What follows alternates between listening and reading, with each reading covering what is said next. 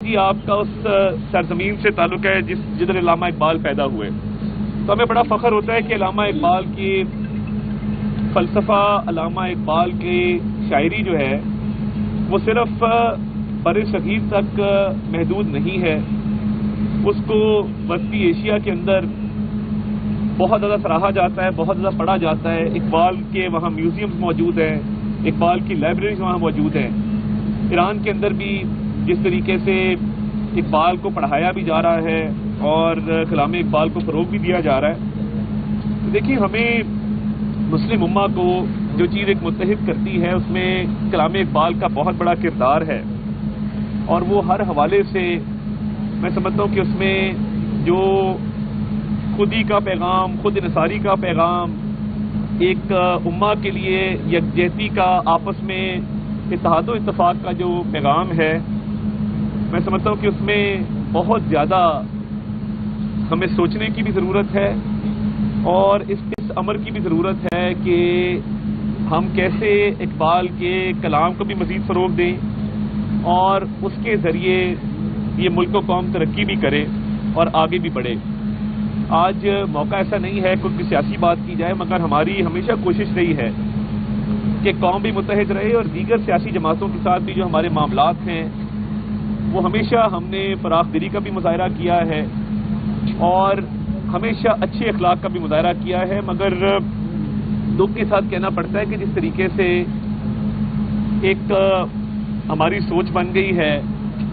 اور معاشرے میں ایک تقسیم پیدا کی گئی، معاشرے کے اندر نفرتیں پیدا کی گئی، قدورتیں پیدا کی گئیں اور بھائی کو بھائی سے لڑایا گیا، یہ ایک سوچا سمجھا منصوبہ تھا،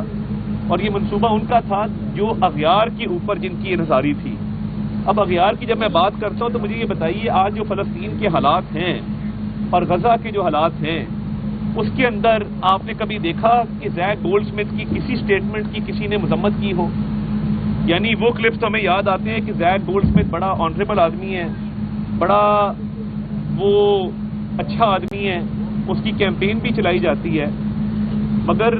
میں یہ سمجھنے سے قاصر ہوں کہ جب وہ فلسطین کے خلاف اور اسرائیل کے حق میں سٹیٹمنٹ دیتا ہے تو اس کی مذمت کیوں نہیں کی جاتی، اور کیا امر مانے ہیں،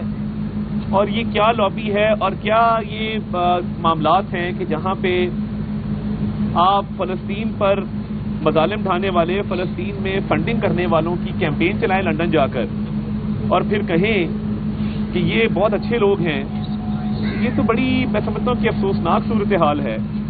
اور ابھی تک کسی نے زیک گولڈ سمتھ کی کسی سٹیٹمنٹ کی نہ تو مذمت کی اور نہ اس حوالے سے کوئی تنقیدی بیان جاری کیا۔ تو دیکھیں یہ کچھ ایشوز ہیں جس پہ پوری قوم کو اکٹھا ہونا ہوگا۔ جو ہماری اے پی سی ہوئی فلسطین کے اوپر، کیا وجہ ہے کہ فلسطین کی اے پی سی کے اوپر تمام سیاسی جماعتیں وہ شرکت کرتی ہیں، اور فلسطین کے حوالے سے جو ایک قرارداد منظور کی جاتی ہے، تمام سیاسی جماعتیں اس پر اتفاق کرتی ہیں، وہ مذہبی سیاسی جماعتیں ہوں، وہ دیگر سیاسی جماعتیں ہوں، مگر ایک سیاسی جماعت اس میں شرکت کرنا گوارا نہیں کرتی۔ دیکھیں کچھ ایشوز ہیں جو ہمارے مشترکہ ایشوز ہیں،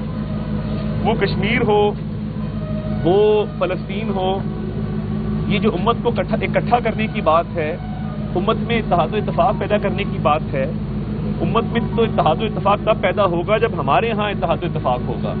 اور کچھ چیزیں